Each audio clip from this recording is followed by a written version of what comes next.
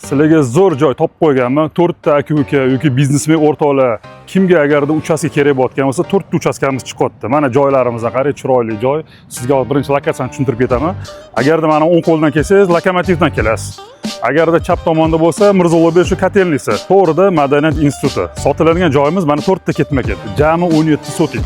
5 sotudan bitta, 4 sotudan 3 ta uyimiz bor. Hozir ichkarida hamma videolarni ko'rasizlar, batafsil ma'lumotlarni berib o'taman. Mana kirganimizda chap tomonimizda 4 sotuvli uyimiz.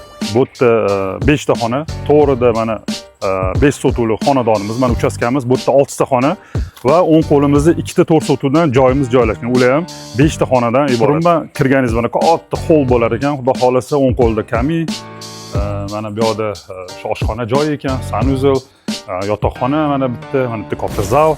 Bu bizning birinchi qavatimiz. Juda ham katta podval, mana ko'cha ko'rinib turadi, oyna qo'yib qo'ysa, futbol o'ynasangiz bo'lar ekan. Orqa tomonda yana katta joy ham tashlab ketdinglar. Shashlik nima qilaman siz ham bor ekan. Mana bu xonalar yaxlit bitta tegiga tushgan ekan uyimizga.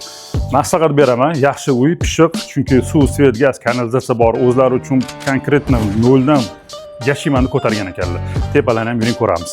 Ikkinchi qavatga chiqib oldik. Katta hol ekan. Mana ko'rib turganingizda xonalar ko'p. Mana bu xona ota-onalar xonasi ekan.